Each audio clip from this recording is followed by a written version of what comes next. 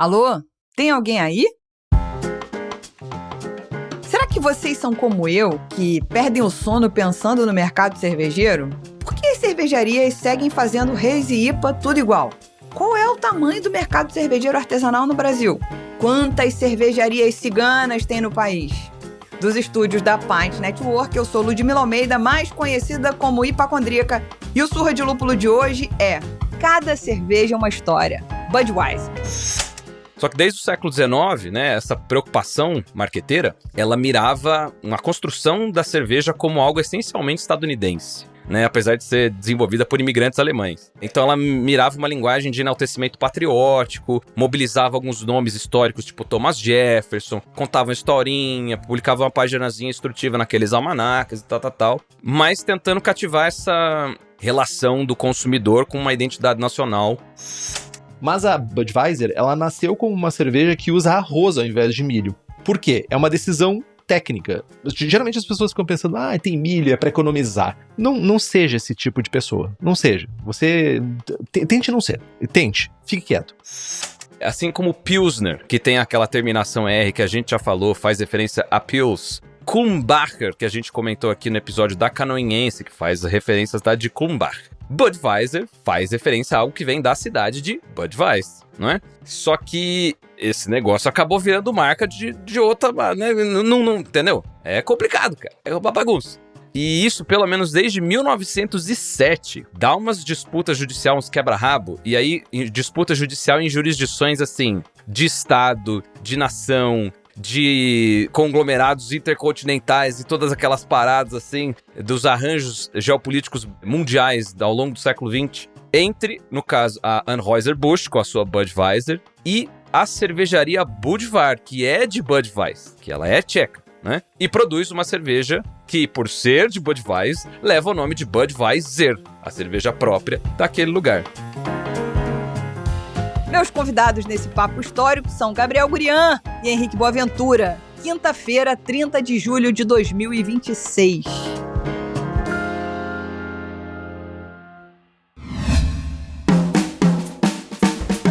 Nós estamos falando da Stannis aqui há mais de 18 meses, vocês sabiam? Eles são os nossos parceiros mais antigos e é bom demais falar de um projeto que a gente acredita tanto. Mas para quem ainda não conhece a Stannis, eles são de Jaraguá do Sul, lá em Santa Catarina, e toda vez que a gente fala que eles fazem uma cerveja de qualidade, não é só balela, é porque os números falam por si. No World Beer Cup 2026, que é a Copa do Mundo das cervejas, com mais de 8 mil rótulos inscritos de 50 países, a Stannis levou ouro. No Brasil Beer Cup de 2025 foram 37 medalhas e o título de cervejaria do ano pelo segundo ano consecutivo. Antes disso, ainda foram 2 medalhas de ouro no Brussels Beer Challenge na Bélgica. E isso, gente, não é sorte, isso é consistência. E é exatamente por isso que faz todo sentido ter a Stannis do nosso lado. Se você quer experimentar uma cerveja que derrota gigantes europeus em degustações às cegas, acessa www.stannis.com e usa o cupom SDL12 para ganhar 12% de desconto. Stannis, feita em Jaraguá do Sul e premiada no mundo inteiro. Os mecenas do Surra de Lúpulo são muito mais que apoiadores. São pessoas que acreditam na cultura cervejeira, valorizam conteúdo de qualidade e ajudam a manter esse projeto de pé e independente. Além disso, fazem parte da nossa mesa de bar, um grupo exclusivo para trocar ideia, compartilhar experiências e ver ainda mais de perto o universo do Surra de Lúpulo e da cerveja. Venha fazer parte dessa comunidade acessando apoia.se/Surra de Lúpulo.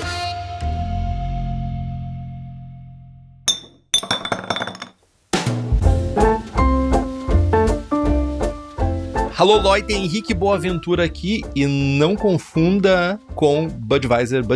Alô, salve, e cá estamos de volta a mais uma marca, alguma empresa, uma cervejaria, e ainda assim vamos destrinchar alguns pontos interessantes dessa bagaça.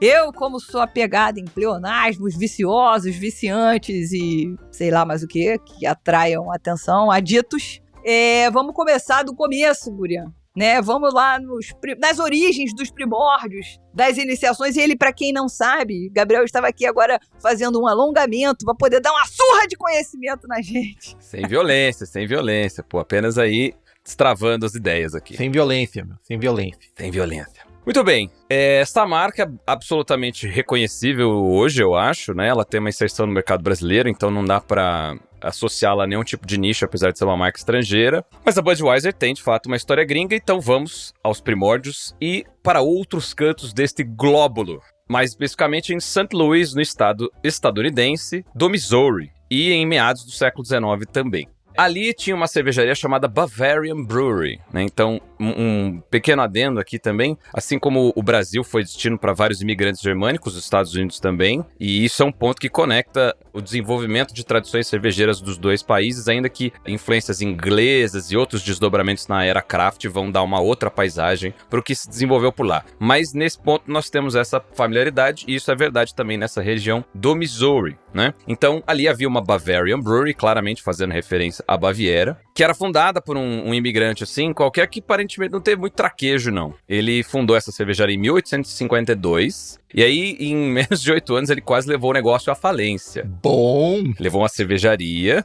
a uma cidade em pleno desenvolvimento nos Estados Unidos, que tinha uma população de imigrantes germânicos crescente. O cara conseguiu fazer dar errado o negócio, mas beleza. Bom.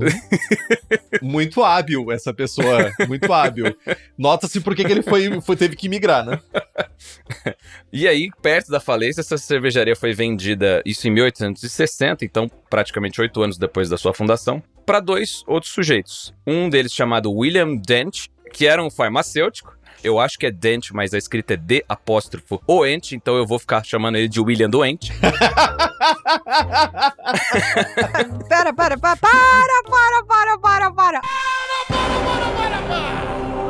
Para tudo aí!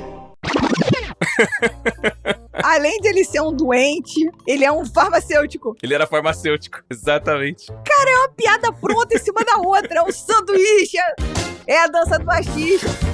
É a dança do machismo. Meu Deus. Um William ex-doente. Puta que pariu. Ele foi atrás da profissão que sempre impediria ele de sucumbir à sua enfermidade. Porra, já pensou se o nome dele fosse William ex.doente? Enfim, o William Doente e o Eberhard Anheuser. Anheuser, né? Aqui o meu germanófono residente. Heuser, mas todo mundo fala depois, né, na modernidade, Anheuser. Uhum. Que aí faz uma pronúncia mais literal com a fonética de um outro idioma como o português, né? Mas exatamente. o Everaldo Anheuser, que era também um imigrante alemão e fabricava sabão. O cara, né? Aí talvez a gente possa até fazer algum tipo de suposição aqui dessa gente vendo uma demanda por esses produtos típicos da pátria, da terra natal, Heimat. vai investir nisso, ainda que não seja do próprio ramo, né? E assim, com a compra dessa Bavarian Brewery por esses 2 sujeitos, nascia a Anheuser e Companhia, a empresa que vai ser a gênese, inclusive, de coisas que ainda hoje fazem muita influência no nosso cotidiano cervejeiro, mas chegaremos lá. E aí, como eu disse, St. Louis era esse ponto atrativo para muitos imigrantes germânicos nessa metade do século XIX, o que aquecia um mercado cervejeiro na cidade e um mercado de cervejas lager, que estão aqui mais em diálogo com essas tradições, sobretudo cervejas que estão dialogando com essas tradições da Baviera, né? Só um parênteses, mas essa tentativa, né? A gente tá falando de um período ainda onde tinha-se muita dificuldade ainda de produção de cervejas clássicas da Baviera, né? Por questões de insumos e principalmente questão de temperaturas. O Missouri, se eu não tô enganado, ele é na região sul dos Estados Unidos, tô certo? Ele é culturalmente sul, mas ele é tipo num meridiano central, assim, do país. Ele não é tão naquele sul quente, Louisiana, Texas, assim, não. Não é meiuca. Mas enfim, ainda assim, com dificuldades de produção, ainda engatinhando ainda em equipamentos de resfriamento e tudo isso. Pois, inclusive isso será importante para detalhes técnicos, logo adiante.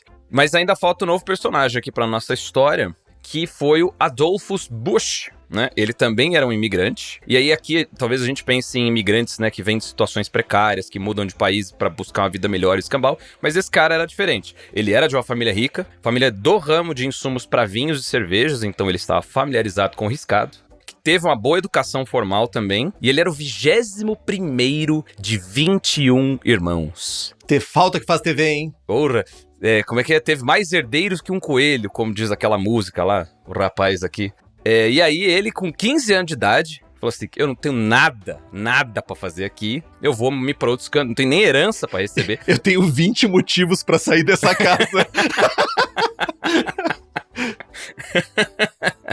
Pois bem, e aí ele se mandou para os Estados Unidos com 15 anos de idade, relativamente jovem, por volta de 1857, sem esperança, como eu disse, de receber algo significativo desse balaio, desse inventário, mas ele acabou recebendo uns caramingó, que também vão ser importante. Aí o Bush veio, se estabeleceu para os Estados Unidos, lutou na Guerra Civil pelo Exército do Norte. Depois de servir, acho que uns 14 meses, ele conseguiu abrir seu próprio negócio em St. Louis de novo, e um negócio na mesma linha do que já fazia a família dele na Alemanha, então vamos trabalhar aqui com algo familiar para ver se dá certo. E isso também foi possibilitado porque ele recebeu, de fato, um dinheirinho dessa herança, né? Desse rateio. 21 avos.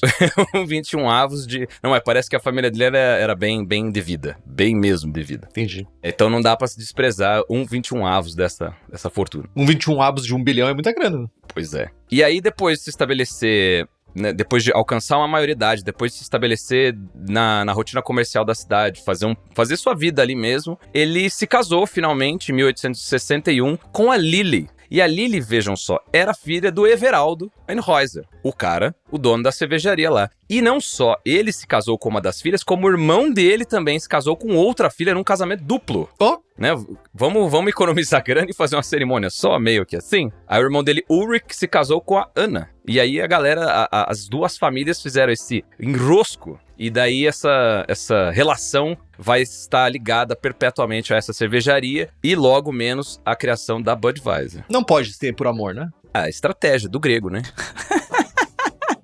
Não, aqui na minha cabeça, gente, olha só, absolutamente só coisa lateral, que é o herdeirinho casa com uma pessoa que é lá da farmácia e o nome da filha do farmacêutico é Lily. Eu falei, caralho, é da farmacêutica Lily? É. Cara, já pensou? É que o farmacêutico é o doente, né? O Einhäuser, ele era fabricante de sabão. Mas Lily é uma flor e pode ser a essência dos sabões que ele fabricava. Sabões. É. Aí ele, o cara tem uma filha chamada Lily e outra Ana. Porra, era pra ter tido uma só, Liliana.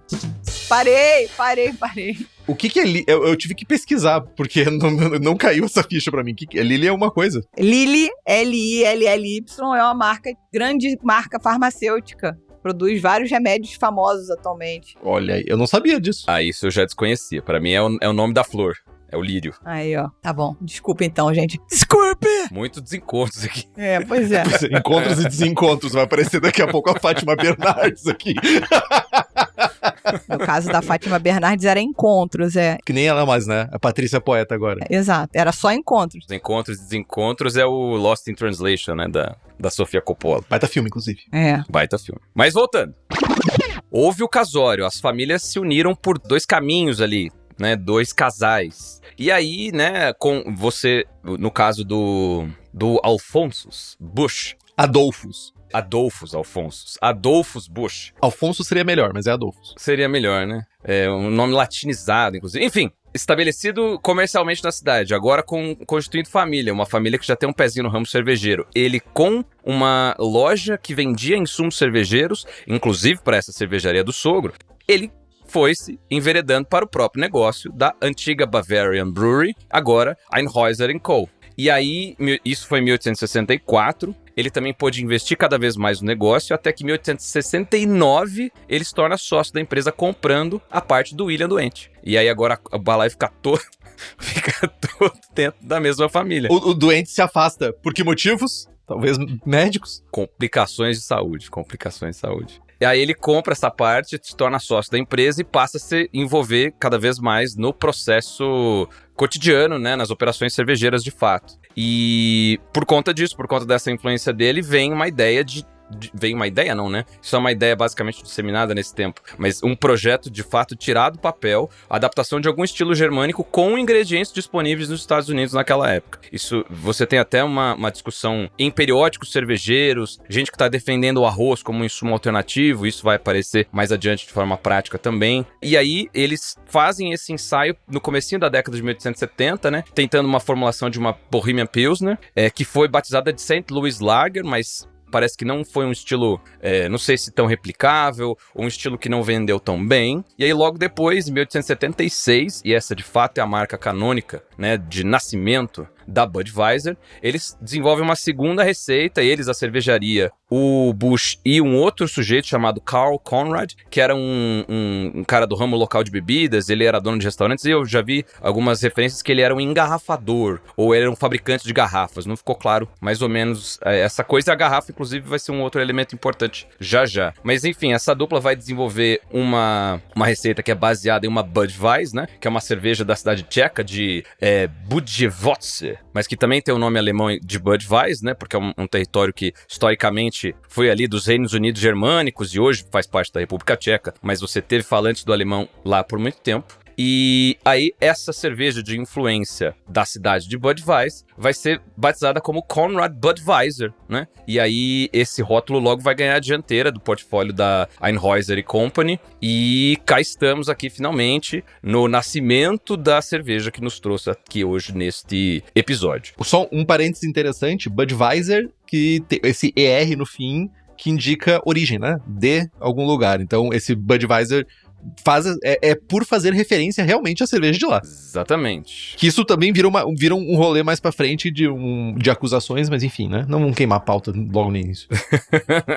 Mas pro ouvinte, esse R é um sufixo muito... Quer dizer, é parte da gramática do alemão e também do inglês, né? Você encontra isso muito no inglês também pra dizer que algo pertence, deriva, vem de alguma coisa, algum lugar, enfim. E aí, só pra dar uma contextualizada de novo nesse arranjo familiar, o Busch tá super envolvido nessas operações aqui, mas a empresa ainda se chama Anheuser Company, até o falecimento do sogro dele, o Everaldo, em 1880. E aí o nome da empresa passa a se chamar, de fato, Anheuser-Busch, e o Adolphus, ele vira presidente, né, a partir daí. Anheuser-Busch, que é o nome que, se você procurar registros da trajetória dessa bagaça, você verá lá até hoje. E aí também, depois dessa nova guinada de gestão, não necessariamente que o sogro dele era um cara incompetente, né, mas a marcha das coisas vai se desdobrando e passos adiante vão sendo dados. Por conta, né, desse novo produto e de um estabelecimento firme, né, dessa cervejaria com esse rótulo Budweiser, em 1885 eles começaram a fazer as primeiras exportações dessa cerveja para outros lugares, né? O que vai indicar essa ascensão rápida e eficiente. E aí, em 1901, então no comecinho do século XX, eles já estavam batendo a marca de 1 milhão de barris vendidos e já eram reconhecidos como uma das maiores cervejarias dos Estados Unidos. Inclusive, um perigo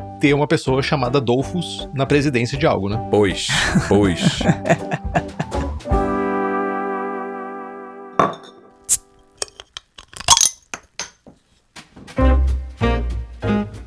Bom, então a gente agora vai aqui adentrar naquela parte onde o Henrique mais gosta, né? Que é falar sobre as técnicas e por que motivos a gente está, de repente, tentando desdobrar a história dessa cervejaria, não apenas com história, mas também sobre as inovações técnicas e tecnológicas e sei lá o que elas trouxeram pra gente. Henrique! As técnicas. Uma das coisas que conversa muito com o que o Gabriel estava trazendo aqui e que permitiu essa expansão, que permitiu muito dessa distribuição, essa rede de distribuição nacional e principalmente com qualidade, é que o jovem Adolphus, o Adolphus Busch, ele foi uma das pessoas, não dá pra dizer que ele foi o primeiro, mas ele incentivou a adoção da pasteurização como uma maneira de padronizar o produto dele e permitir que o produto chegasse mais longe ainda com algum tipo de qualidade. Associado a isso a outros métodos como refrigeração mecânica, vagões refrigerados que já eram usados na Europa, mas foram adotados nos Estados Unidos também por conseguir transportar a longas distâncias a cerveja, preservando as características o mais próximo possível de frescor, né? E isso é fundamental para que, em 1901, como o Gabriel trouxe, bater essa marca de 1 milhão de barris vendidos, porque não conseguiria fazer isso somente no Missouri, não conseguiria fazer isso nas regiões próximas ao estado. Teria que ter uma rede de distribuição bem grande. Outra coisa também é, o fato dela ser engarrafada permitiu o engarrafamento junto com a pasteurização e ela ser uma cerveja muito leve, todas essas variáveis levaram a esse produto ter esse sucesso para chegar nesse valor também. Isso é muito importante de a gente pensar num mercado em franca expansão. Quem vai ficar lá no início, né? A pessoa conseguiu afundar uma cervejaria por falta de qualidade. Aqui, qualidade já é um dos carros-chefes, né? E principalmente repetir em escala nacional o que era consumido, o que já era vendido dentro da região mais próxima inicial da cervejaria. Tem um outro fator bem legal que, do lado de técnica, é que o uso, a gente sempre fala aqui no Brasil, né, mimimilho, o milho sendo usado como um adjunto para cerveja. Nos Estados Unidos, hoje em dia a gente sabe que as cervejarias, quando elas entram em mercados novos, elas não necessariamente mantêm a sua receita original. Existem adaptações mercadológicas para cada uma das cervejas, principalmente dessas big players. Mas a Budweiser, ela nasceu como uma cerveja que usa arroz ao invés de milho. Por quê? É uma decisão técnica. Geralmente as pessoas ficam pensando, tem milho, é para economizar. Não seja esse tipo de pessoa. Não seja. Você tente não ser. Tente. Fique quieto. Gasta menos energia. Mas a parada é que, primeiro, que usar adjunto é mais caro. Tu precisa fazer um processo diferente só para usar adjunto. O uso do adjunto para essa cerveja é importante por outras questões. A Budweiser, principalmente antigamente, ela fazia uso de malte de 6 fileiras. Esse malte ele tem uma característica. O que é malte de 6 fileiras e 2 fileiras? Você já viu um triguinho da vida? Você vai ver que tem 2 fileirinhas assim de grãozinhos saindo de um ramo de trigo. Cevada é semelhante, só que tem uma variedade que tem 6. E essa cevada que tem 6, ela tem uma quantidade de proteína muito maior. Isso faz com que o perfil seja diferenciado. O arroz entra aqui, e eu não vou me aprofundar muito mais tecnicamente do que isso, como uma maneira de suavizar essa característica da cevada de 6 fileiras. E transformar a cerveja mais leve, aumentar a drinkability da cerveja e fazer com que ela ficasse realmente uma cerveja para ser tomada em quantidade. É uma cerveja clara, límpida, cristalina, para ser tomada em quantidade. Isso também a gente já falou em outro programa, não me lembro de qual cerveja especificamente, mas a cerveja ser cristalina tinha sua importância e ela era muito importante de ser cristalina. E isso não era tão fácil com o malte de 6 fileiras. Acho que a gente falou isso no episódio da Pilsner. Pode ter sido no da Pilsner Urquell, certo? Isso. Perfeito. Então, não é apenas para baratear, não é apenas para mudar o processo ou fazer alguma coisa para diferenciar. Aqui a gente está falando realmente de uma técnica para conseguir extrair um aroma e sabor, na verdade, não extrair aroma e não extrair sabor, que é uma cerveja extremamente neutra, e fazer ela ser o que ela é hoje, uma American Lager, ou se a gente for falar, uma American Light Lager, super aderente ao estilo, por assim dizer. E tem uma coisa que é difícil de falar, mas assim, o marketing, quando ele bate, é foda. Tem uma coisa que a Budweiser anuncia e faz isso de uma maneira bem grande, né? Principalmente como uma propaganda para diferenciar esse produto dos outros, que é a maturação em madeira de faia, que seria o Beechwood Aged, que fica no rótulo em inglês. Primeiro, Beechwood é faia, é um tipo de madeira muito comum em climas mais frios. É uma madeira muito comum na Alemanha, por exemplo, é uma madeira que nas regiões de floresta nos Estados Unidos também é muito comum. E só que tem uma pegadinha nessa propaganda mercadológica, que é por que a primeira coisa que a gente pensa é, tá, beleza, vai maturar em madeira, a gente já pensa automaticamente em sabores de madeira, né? Vanilina, que vai trazer aquela coco, baunilha, vai trazer aquele amadeirado, móveis de gramado, pé de mesa, essas paradas assim. Só que aqui não tem nada a ver com isso. Primeira coisa, eles usam lascas de faia. Não é um barril de madeira para maturar. E essas lascas, elas são autoclavadas, elas são fervidas a temperaturas mais altas para extrair totalmente o sabor de madeira dessas lascas. Aí você tá aqui ouvindo esse programa e dizendo, porra, Henrique, e aí? Se eu tô botando só madeira pra dentro, é pra quê? Só botar serragem pra dentro? Aí você se engana, meu jovem. Por quê? Os bichos não são burros e os bichos são inteligentes. Quando você fermenta uma cerveja, a levedura ela vai se acumulando no fundo, principalmente leveduras lagers, né? Fermentação de baixa fermentação, elas se fermentam no fundo do fermentador. E essa camada, você pensa em milhões de litros. Essas camadas, elas vão se formando e vai isolando, de certa forma, a levedura de conseguir consumir os açúcares e subprodutos que estão na cerveja. Aí entra um monte de serragem no fundo do fermentador, sem gosto, sem nada, sem contaminantes também, que vai fazer o quê? Tu cria uma superfície irregular. Criando essa superfície irregular, tu permite que a levedura consiga reabsorver subprodutos de maneira mais correta, ou melhor dizendo, mais otimizada, do que simplesmente ter uma camada reta no fundo do fermentador. Então aqui, novamente, não é somente propaganda, não é somente o marketing falando. Também tem um penso do lado da Anheuser-Busch de usar a madeira como um agente de processo e não necessariamente vender como se fosse a bala de prata para fazer a cerveja. E uma outra parada bem legal, que aí tá totalmente relacionada com o lado alemão da coisa, né? Principalmente são famílias alemãs, é o uso do Kreuzen, que faz a carbonatação natural da cerveja. Historicamente, a Budweiser, ela fazia o quê? Hoje em dia, principalmente nessas big players, a gente vai ter lá a fermentação, vai gerar um monte de CO2, eles vão ter um grande pulmão que vai captar todo esse CO2 que é gerado durante a fermentação e guardar. Aí quando a cerveja está carbonatada, quando a cerveja está pronta, eles simplesmente pegam esse CO2 e usam de novo aquele CO2 para carbonatar a cerveja. Mas, por serem eles de origem alemã, eles faziam o tal do Kreuzening, que é basicamente fazer o quê? Você vai pegar uma fermentação ativa, porque tem milhões de litros fermentando ao mesmo tempo, você pega e simplesmente pega um pouco dessa fermentação ativa e coloca na cerveja para A, carbonatar naturalmente essa cerveja, e B, favorecer uma fermentação mais limpa e mais rápida. Então,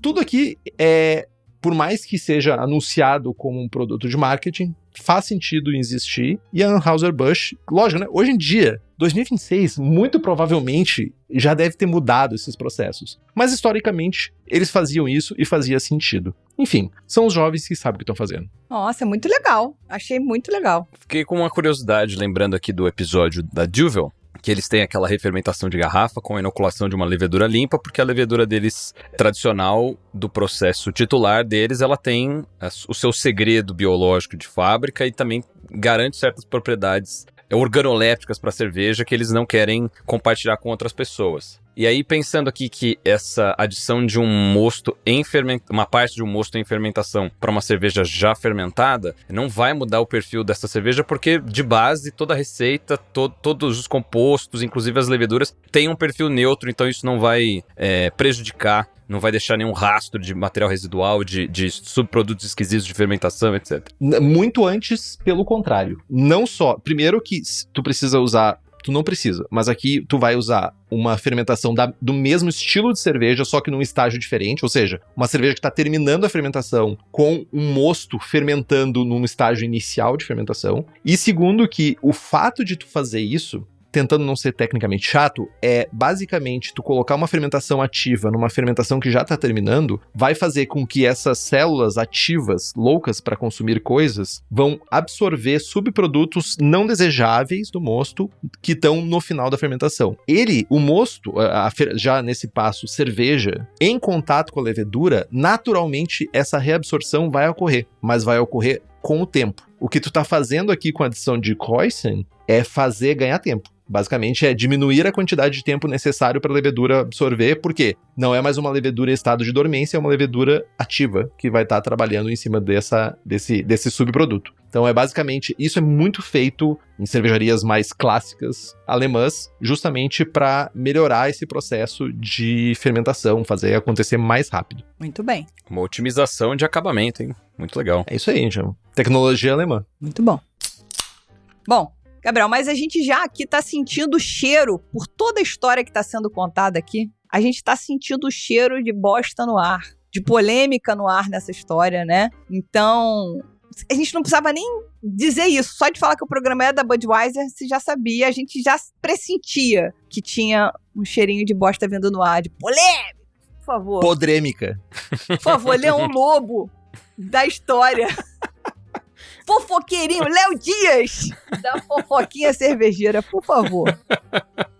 A que ponto chegamos, hein, senhoras e senhores? Mas é isso aí. Talvez o ouvinte tenha visto Budweiser e não tenha necessariamente pensado nessa polêmica ou nessa podridão. Mas, né, as histórias são cheias delas, né? Então, Tem um ponto, inclusive, que o Henrique já adiantou, o garoto do spoiler. Fuck.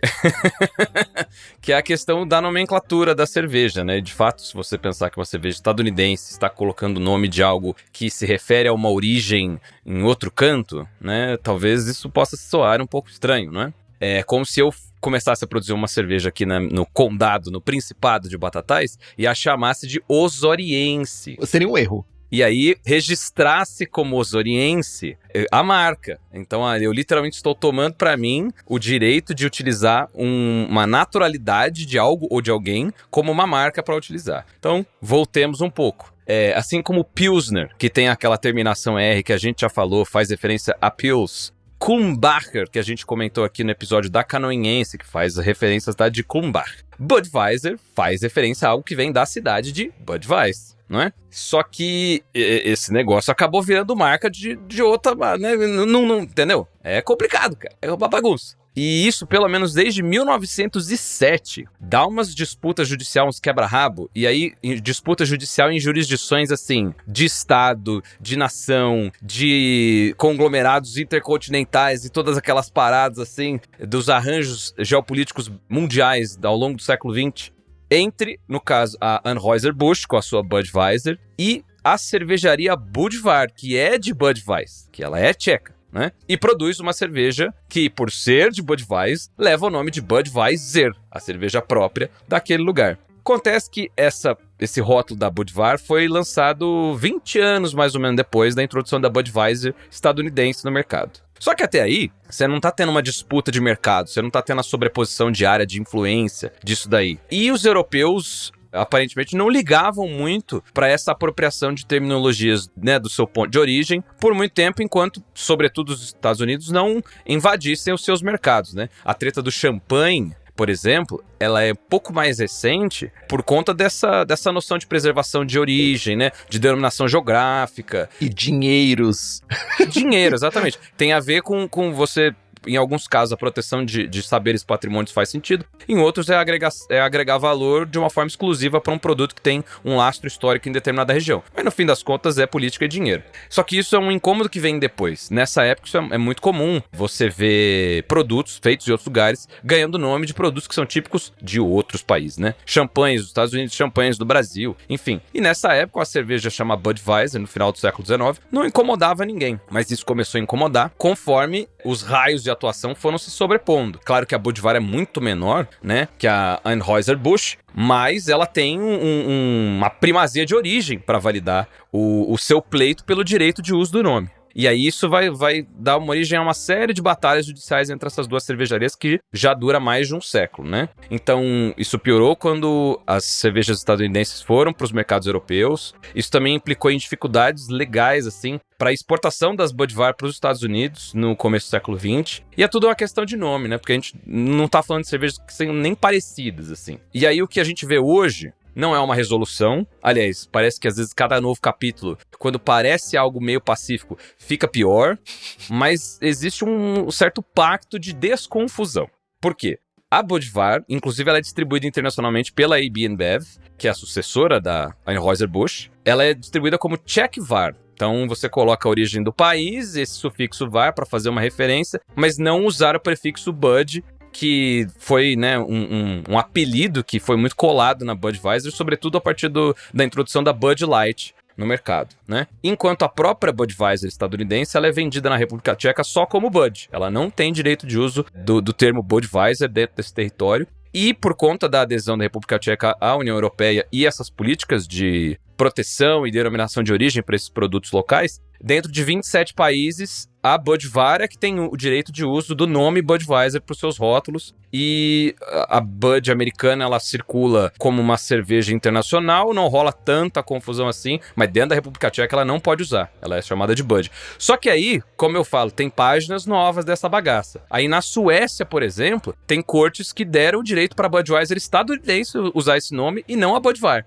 sendo que você tá lá dentro do território europeu. E aí essa coisa vai e vai e vai. Mas basicamente é como se eu tivesse registrado Osoriense como marca pro meu CNPJ. Não, mas veja bem, olha só que mais interessante. É tipo, eles estão brigando com eles mesmos, pelo que eu entendi. Basicamente. É tipo assim, a filial B brigando com a filial A e tipo, briga interna. E vamos lavar roupa suja em público, é isso? Não, mas eles não têm nada a ver com... Não tem nada a ver, nenhuma ligação de business, assim. Eles surgiram em locais diferentes por iniciativas diferentes. Não, Mas eles distribuíam. Não, mas distribuir é diferente de ser dono. Hoje a AB InBev distribui internacionalmente a Budvar, Mas não é dona da Budvar. mas não é dono. Exato. Tá, não é dona, mas ela distribui, daí tu ficou pensando assim, eu tô distribuindo um produto que tá me gerando dor de cabeça financeira. Mas não. Mas é que tá sem dor de cabeça quando vira check-var, entendeu? Entendi. O problema é que a Bud quer usar o seu nome em territórios em que ela não pode. Exato. Mas aí é a forçação de mão americana, como a gente já conhece, né? Vamos torcer o bracinho e pronto. Agora, eu fiquei um pouco decepcionada porque a maneira de contar a fofoca não é assim. Você tem que chegar e falar, mas você não sabia de não sei o quê. Entendeu? Porra, foi tipo muito historiador, cara. Vamos gravar de novo. Brincadeira. Você não sabe o que você vai perder e a última coisa você vai se chocar. Não, isso aí é roteiro de Rios. Foi mal. Eu tô estudando isso, gente. Não, você tá vendo? Calma. Vamos falar de técnica de arroz aqui, não de roteiro de Rios. Fica quieto, Henrique. Fala de técnica que você não fala bosta. Técnica e arroz. Bom, aí a gente vai agora pra uma parte que não tem a ver mais com a fofoquinha. Ele perdeu uma grande oportunidade de fazer, tô passada, chocada. A gente vai falar um pouco de ascensão pré e pós-guerras e, assim, essa história publicitária de sucesso, né? No final, vocês querem bater sempre no marketing, eu tô sabendo. Boa parte é sobre marketing, gente. Eu não puxei nada com juízo de valor nessa parte do marketing aqui. Estou apresentando dados, aí o juízo fica pro ouvinte, fica para vocês. Eu estou apenas reconhecendo dados interessantes aqui. Mas muito bem, foi adiantada aqui a questão de uma ascensão em questão de porte enquanto empresa, né, da Anheuser-Busch. Essa ascensão foi muito bem justificada pelos elementos técnicos que o Henrique trouxe, né, tanto para fazer um produto estável, um produto diferente, um produto que tinha um longo alcance, né, e que acabou sendo conquistando o gosto de muitas pessoas nos Estados Unidos e depois fora dali também.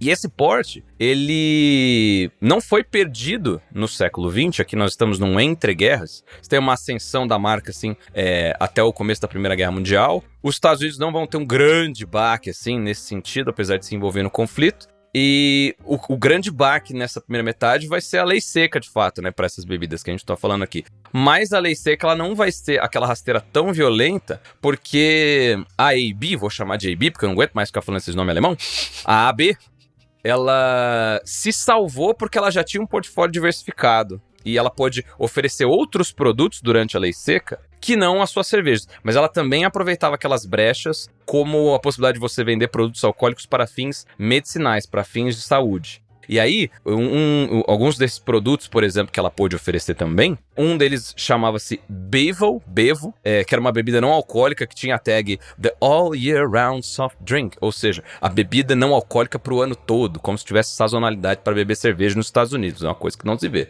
E também tinha a Malt Nutrien, que era descrita como comida líquida. Uma coisa que quem ouviu o último episódio da Mouse Beer vai fazer alguns paralelos aí na cabeça. Então, por ter alternativas de portfólio e não necessariamente uma demanda foi criada, mas uma ausência de demanda para outros produtos, você pode continuar com uma rotina de produção, com uma rotina de faturamento e com boa parte de seus funcionários ainda empregados. E a gente ainda não está aqui no tempo da depressão, que vai chegar em 1929. Claro que na virada, né, de 29 a 33 é o fim da lei seca, então você tem essa rabeira desse período de depressão econômica, mas as coisas vão se acertando aos poucos e a Budweiser, na verdade, ela tem uma nova ascensão depois do fim da lei seca, apesar da Depression, pós-29. Diga lá. Só um parênteses, uma trivia, uma anedota. Bevo é piada pra cerveja ruim. Então, apelidar alguma pessoa de Bevo é, tipo, dizer que a pessoa é uma pessoa ruim, ou, tipo, de alguma forma, botar a pessoa pra baixo. Não sei se isso ainda é, tipo, sabe que os jovens chegam e acabam com as modinhas antigas, né? Mas em algum momento da história, Bevo era sinônimo de cerveja ruim. Olha só. E essa associação à cerveja ruim, porque de fato era uma bebida de malte, né? Não é um soft drink feito de qualquer coisa. Exato, tipo, não alcoólica, exatamente. Mas eles descontinuaram ela ainda na década de 20, então é curioso que esse apelido tenha ficado bastante tempo depois. American. Mas também vai ter uma marca na publicidade. Eles faziam não só peças publicitárias para esse produto, mas também como se fala isso? Merch. Faziam produtos derivados com... Merchan. Por exemplo, tinha bandeja com uma fotinha, assim, da Bevo e essa tag, né? Enfim, vendiam outros produtos com o nome de um outro produto. Uma bagunça. Mas enfim, deu para sobreviver aos baques da lei seca por conta dessa diversificação de portfólio. Mas aí, no pós-lei seca e no pós-Segunda Guerra Mundial, sobretudo, a empresa voltou a crescer graças às suas cervejas alcoólicas, sobretudo a Budweiser, né? E também aproveitando uma tendência de crescimento econômico dos Estados Unidos nesse pós-guerra, né? Os baby boomers não são boomers só porque muita gente fez filho depois da Segunda Guerra, mas é um boomer econômico também. É um novo estatuto de vida, é uma nova concepção do que é uma vida bem-sucedida, quais são os seus horizontes possíveis de crescimento econômico, é o American Way of Life, é a mobilidade social, é toda aquela coisa, é a vida no subúrbio, a dona de casa que toma o seu Manhattan e recebe gente na sala de estar, com as suas crianças com a bicicletinha na porta da garagem, aquela coisa bem filme anos 50 mesmo. Porque isso é fruto de um ideal econômico que vem dessa prosperidade no pós-guerra, né? E a Bud, surfando nisso, vai se tornar a cerveja número 1 dos Estados Unidos em 1957. Então ela foi líder de mercado boa parte dessa segunda metade do século XX, sobretudo a partir daí. E isso vai se reverter também na própria empresa, na AB, que vai expandir fisicamente as suas operações, porque até então ela era baseada em St. Louis, no Missouri, e apenas. Só que aí, a partir daí, ela vai abrir outras 11 fábricas no país. E logo depois, algumas décadas depois, na verdade, em 1981, vai criar uma divisão internacional, de fato, que para estruturar uma rede de vendas para mercados internacionais, né? E aí vai chegar a vários países, né? Com entradas variáveis, mas isso vai ser desde o México até a China. No começo dos anos 90 eles estão chegando na China. E com esse crescimento da reputação da marca da cerveja mesmo, assim como o valor da sua empresa-mãe, alguns olhares concorrentes estrangeiros vão se virar para essa grande player que está aí adentrando o mercado internacional nessa época, né? E aí, do ponto de vista de marketing, que é a parte temida, a parte da qual a gente fala mal, às vezes com razão, porque o marketing guiar o produto, às vezes leva a produtos bosta, né? Mas não é esse necessariamente o ponto aqui. Do ponto de vista do marketing, a Budweiser ela tem uma reconhecibilidade muito marcante nessa história publicitária dos Estados Unidos, né? E um pouco além também. Bem que, né, se ela vai se internacionalizar de fato mais de 100 anos depois do desenvolvimento da cerveja, o reconhecimento publicitário dela no mundo vai ter uma outra linguagem já. Mas chegaremos lá. Só que desde o século XIX, né, essa preocupação marqueteira, ela mirava uma construção da cerveja como algo essencialmente estadunidense, né, apesar de ser desenvolvida por imigrantes alemães. Então ela mirava uma linguagem de enaltecimento patriótico, mobilizava alguns nomes históricos, tipo Thomas Jefferson, contava uma historinha, publicava uma paginazinha instrutiva naqueles almanaques e tal, mas tentando cativar essa relação do consumidor com uma identidade nacional que, enfim, tem uma longevidade importante, né, dentro daquele país. Entender isso como americano, teoria do excepcionalismo e várias coisas assim, são fortes para aquela gente, né? As cores do rótulo são cores da bandeira dos Estados Unidos, não? Não sei se intencionalmente, porque no começo, tipograficamente, você tem umas coisas que são um pouco mais creme, com uma tipografia mais escura, um detalhe vermelho, um detalhe que pode ser azul, mas não sei. E vermelho é a linha tênue, né? Pode ser norte dos Estados Unidos ou pode ser comunismo. Né? Comunista!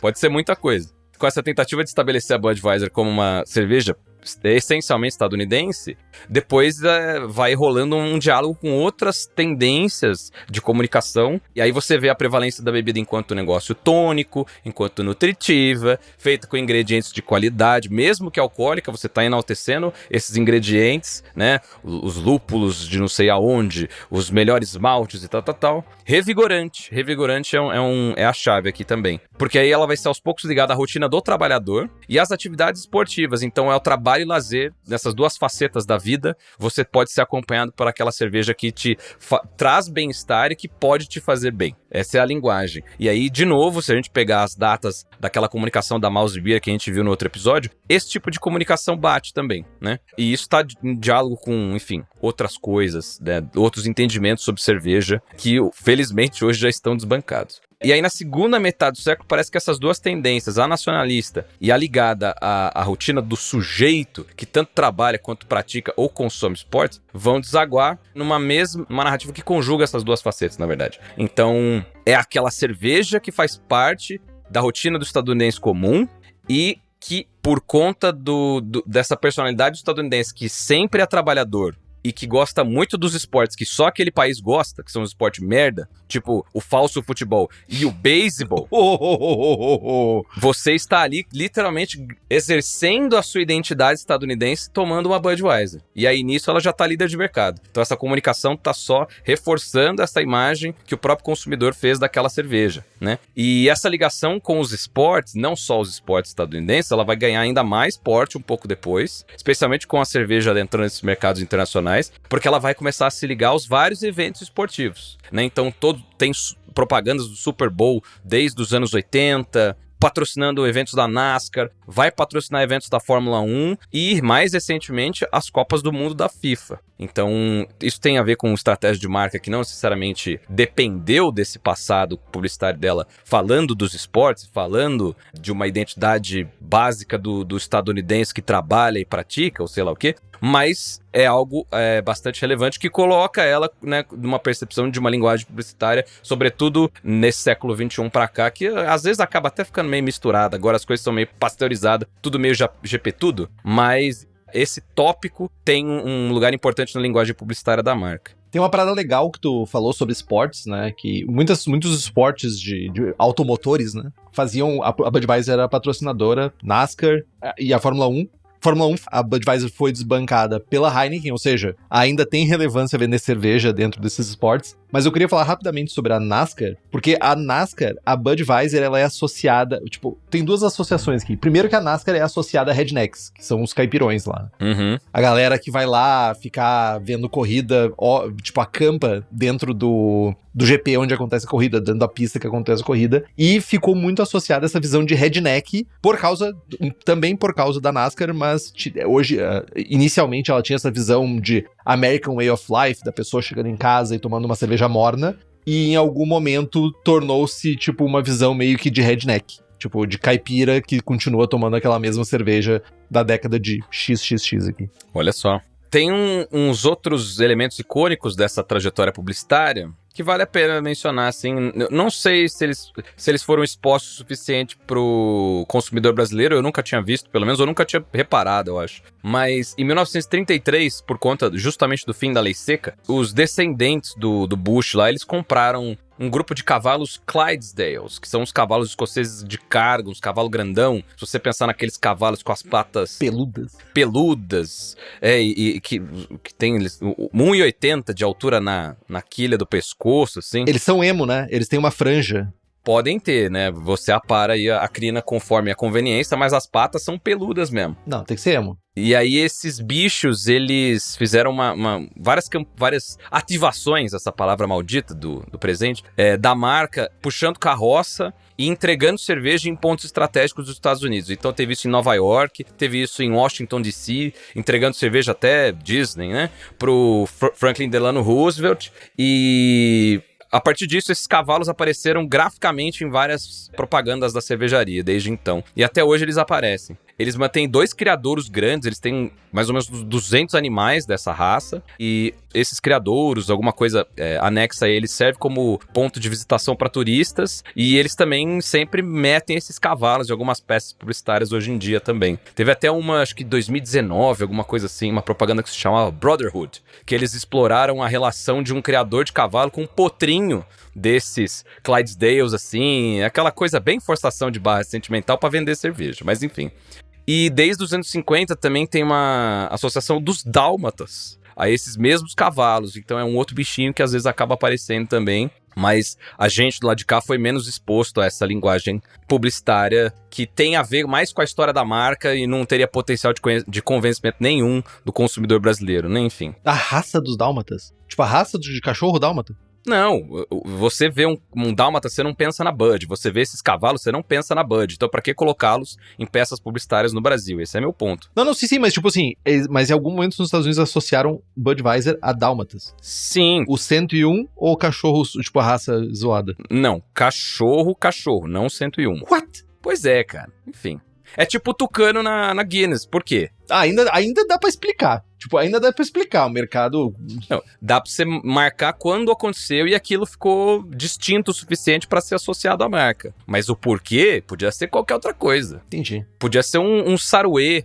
Podia ser uma capivara. A gente ficaria puto hoje, mas podia ser uma capivara. Imagina uma capivara. Ia ser legal. Mas estão aqui no Brasil estão usando a capivara pra várias coisas. É até demais, né? Várias coisas. Banalizando a capivara. Vamos lá. Falando em Guinness, só pra dar essa arrematada aqui, não é, né, eu diria que toda essa trajetória publicitária ela não é tão icônica como uma comunicação visual e audiovisual da Guinness, né, enfim. Mas é preciso reconhecer que ela teve uma eficácia, ela dialogou de fato com o público dos Estados Unidos, enquanto a cerveja também dialogou. Então, acho que houve um equilíbrio entre aceitação de produto com ressonância dessas estratégias de comunicação, e não à toa que a Budweiser permaneceu a cerveja número 1 dos Estados Unidos até os anos 90. Ela foi depois desbancada por uma cerveja irmã, né, a Bud Light, mas... E hoje as cervejas têm caído um pouco nas estatísticas gerais de consumo de bebidas, mas é uma marca que faz parte, assim, do top of mind do estadunidense, graças ao produto, mas também graças a essa trajetória publicitária, assim. E que, pelo sucesso no mercado interno, também serviu como um trampolim viável para que ela chegasse nos mercados internacionais e hoje está no patamar que está, penso eu. Com certeza. Mas aí eu acho que aqui é um misto de ter muito dinheiro para gastar com coisas e manter isso tradicionalmente, né? Não existe essa tradição, mas vamos criar. Então vamos ter um criador com 200 cavalos peludão, vamos pegar e falar de dálmata pra caceta. E aí, ao mesmo tempo, vem aquela história do tipo de você democratiza a publicidade de maneira que vai atingir cada um de uma maneira diferente. Né? Aqui no Brasil, ao contrário. Aqui no Brasil, a gente pegou e falou assim, bom, a gente quer atingir o homem médio. Então tem que ter muita mulher de biquíni, não sei, ou seja, não tinha preocupação de atrair outros focos. Aí agora as pessoas reclamam que tem gente que não gosta de cerveja. Porra, enfim, isso pra falar no mínimo. Não, eu ia falar só que a publicidade brasileira não teve preocupação em diferenciar uma cervejaria da outra também, né? Porque elas todas usam essa mesma linguagem. E qual é a estratégia de convencimento, assim, né? Você vê as propagandas de 25, 30, 35 anos atrás das 3 grandes players, elas todas vão na mesma direção, assim. E não só delas, né? Você pega a Nova Skin, você pega as outras, que é a Bavária. A Bavária, pelo menos, tinha uma coisa do rodeio, né? Mas, enfim... Cerveja. A comunicação, além de cretina, ela é igual, né? E por isso que as pessoas falam que cerveja é tudo igual, ou então se apegam àquelas coisas que não são distinção, né? Tipo a água de Agudos. É isso aí mesmo. Um parênteses rápido, e eu tô correndo o risco de estar sendo injusto com a marca, mas se eu não tô enganado, é isso. Teve um Super Bowl que a Budweiser fez uma propaganda sobre a espuma da cerveja. Que nos Estados Unidos é muito comum isso, tá? Servir cerveja, principalmente cervejas de consumo em massa, até o talo, sem deixar quase nada de espuma. E daí tinha uma propaganda, e eu posso estar errado, mas se eu não tiver, vai ser muito massa ter lembrado disso. Que a pessoa recebe um copo com 2 dedos de espuma, e pega, dá uma soprada assim, e toma, tipo, tirando a espuma fora, e pra Budweiser, meio ainda nessa vibe de tipo... aqui é old school, galera que, tipo, consome cerveja do jeito antigo e tal. E eu fico me perguntando, eu não achei esse comercial, se saiu tão pela culatra que eles deram um jeito de sumir com essa peça de publicidade, sabe? Bom, meus amigos, nesse é o momento o Gabriel para pesquisar, mas vamos dar andamento aqui ao nosso papo. Ele ficou interessado. Que, enfim, mesmo que isso não tenha acontecido, ou que tenha acontecido e eles tenham conseguido apagar, de fato, ainda assim, dependendo do lugar que você vai nos Estados Unidos, pode ser que eles não te sirvam com espuma mesmo. Então, é triste, mas é verdade. Gabriel acaba de fazer uma cara de que não conseguiu achar nada, vamos caminhar. Vai uma noite de insônia pra ele procurando isso.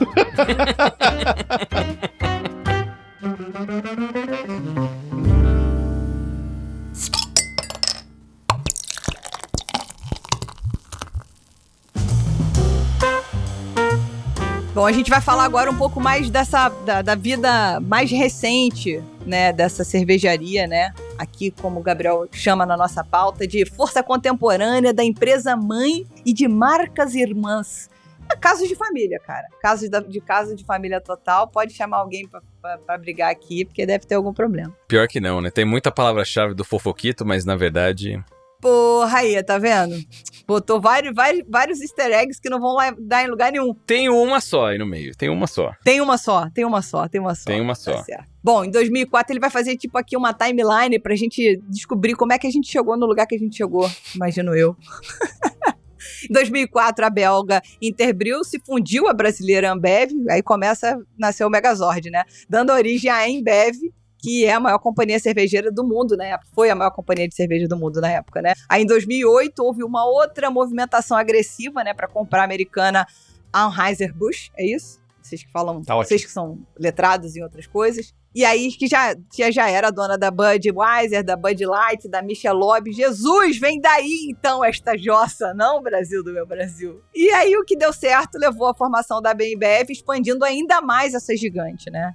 Megazord mesmo. Que não para de crescer, assim, né? A dominação continua. E aí, isso possibilitou que atualmente a Budweiser seja produzida em 63 plantas diferentes no mundo todo. Cara, é muita coisa. É muito. E não vai ser plantinha pequena, né? É só coisa gigante. Tipo, a gente tá falando de realmente coisas enormes, assim. Só garagem de avião. Exatamente. E aí, falando sobre a Bud Light, que a gente até gravou um programa falando sobre cerveja light e cerveja comum. Quando a gente foi olhar o teor alcoólico da Light lá nos Estados Unidos, é muito parecido com o nosso comum né? Aqui, ou seja... Padrão. É uma loucura isso.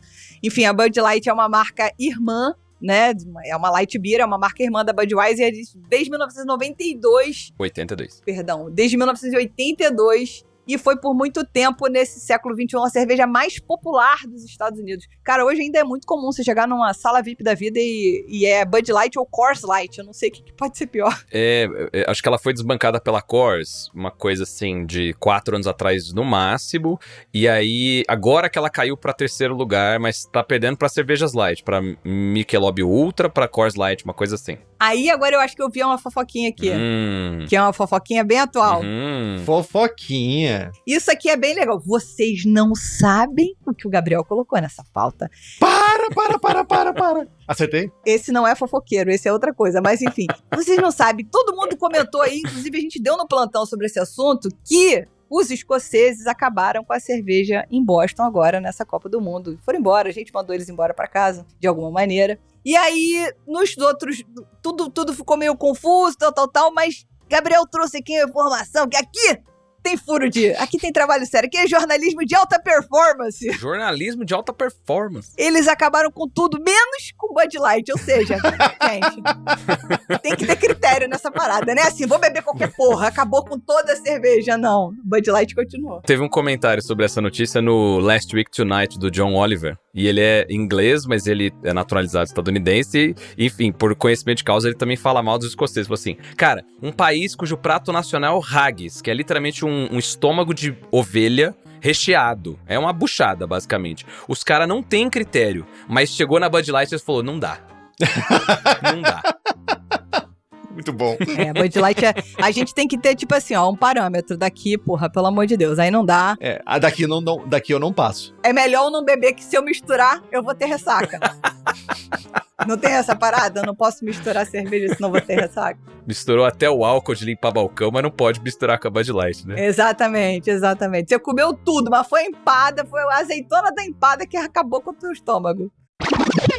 E aí, voltando pro Brasil, mesmo que a Budweiser tenha sido importada para cá desde 1990, foi só em 2011, seguindo a fusão dos grupos cervejeiros, que ela chegou definitivamente no mercado brasileiro, junto com outras marcas estrangeiras do portfólio da nossa querida Ambev, aqui no Brasil, a Ambev, né? E, em paralelo a isso, também teve a chegada de cervejas da concorrente do grupo Heineken. Então, a gente tem aqui, hoje, a Budweiser American Lager, na sua versão zero também, a Michelob Ultra, fabricada no país e à venda nos mercados nacionais. E a Bud foi até convertida em versões retornáveis de 300ml, 600ml e 1 litro. Formatos tipicamente brasileiros e mais associados a essas nossas marcas raiz, que já estão no portfólio da Ambev há mais tempo, né? Então, o famoso litrão.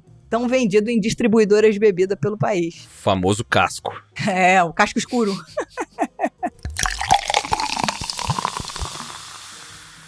Vocês têm mais alguma coisa a acrescentar sobre a história dessa cervejaria tão interessante? Que passamos por cavalos. Por Dálmatas. A gente foi para lugares nunca antes navegados. Oh, não falem mal do arroz. Um cervejeiro falando isso tão abertamente aqui, assim. O Dálmata, eu tô chocado ainda com o Dálmata. Real. Temos então, meus amigos? Meus amigos. Temos isso. Temos um programa. Eu tenho que dizer que eu gostei muito da parte técnica, assim. Eu achei que seria um desbravamento de outra cerveja que produz American Lagers e seria sem graça, aquela história institucional, blá blá blá. E no fim, eu gostei muito. Aprendi, gostei muito. Obrigado. Aí, olha só. A gente tá aí pra isso, né? Bom, meus amigos, então é isso. Muito obrigada pela presença de vocês, novamente aqui conosco, para contar. Gabriel sempre nos iluminando, o Henrique também trazendo sempre muitas curiosidades e coisas importantes sobre as técnicas cervejeiras. Enriquecendo. Isso pode ser o nome de um episódio de Rapidinhas do Braçagem, né? Enriquecendo. Aí o Henrique fala 4 minutos, as nerdices que ele se segura pra falar em outros programas, mas lá ele pode soltar o verbo porque é protagonista só dele e você só ouve se você quiser. Boa. Como se fosse um ataque de Tourette's.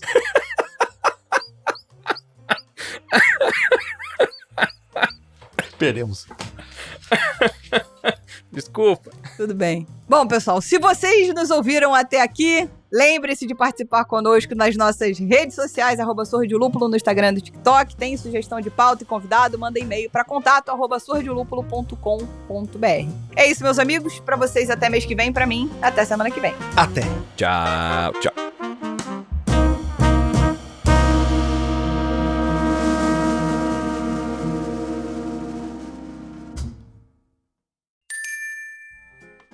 Este podcast é uma produção da Pint Network e está disponível no Spotify, no YouTube ou na sua plataforma de áudio preferida. Na nossa equipe, contamos com a colaboração de Henrique Boaventura, Ludmila Almeida e Maurício TK, sócios e apresentadores do podcast.